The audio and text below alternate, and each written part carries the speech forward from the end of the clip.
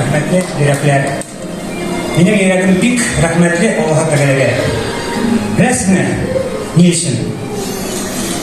34 яшькә хәтле мин җинаять тулы, гөнаһлар һәм начар гадәтләр тулы тормыш алып бардым. Нәтиҗәдә бу гөнаһлы юллар Аллаһсыз, имансыз, максатсыз, мәгънәсез кәкре юллар мине балис түшәгендә кыргытты.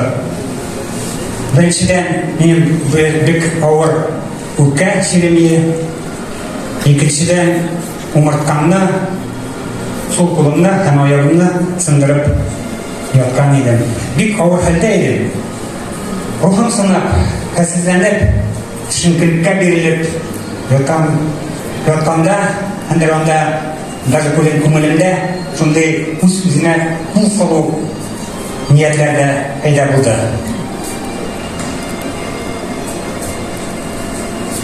Шул вакытта менә мин аңламадым әле, соңрак аңладым.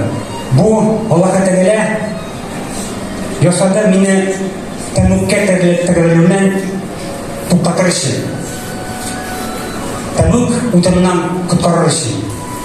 Бу гөнаһлы юллар мине тәмүккә алып илтеп куяр иде.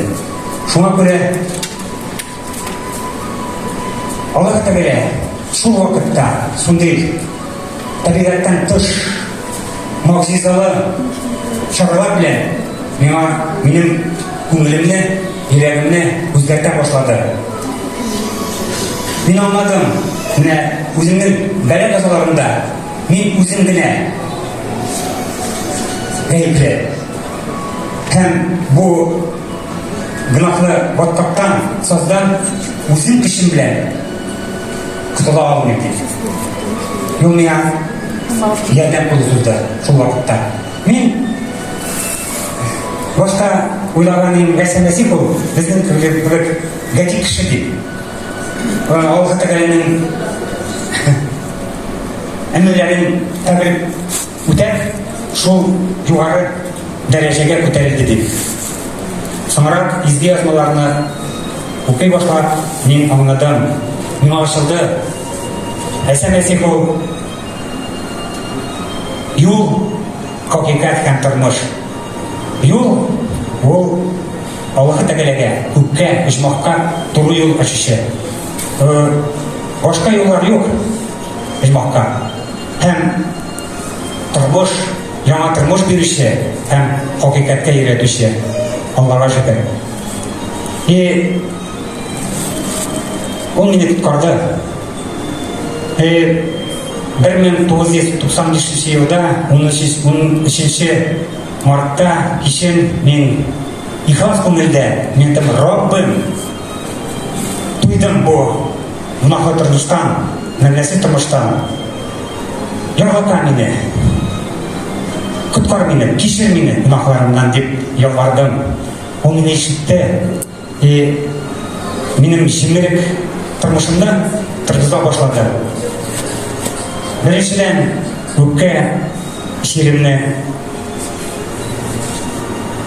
давалады, эзләп алмады. Онан соң умыртка да, улым да, аягым да даваланды.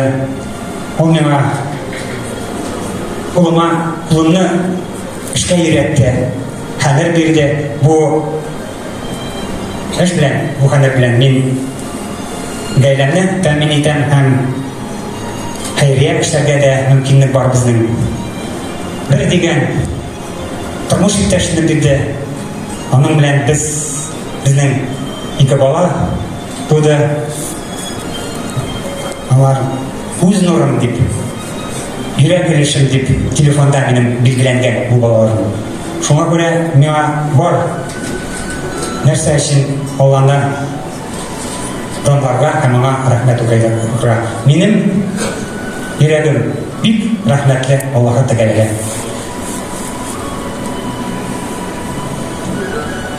İhtibarınızda rəhmət.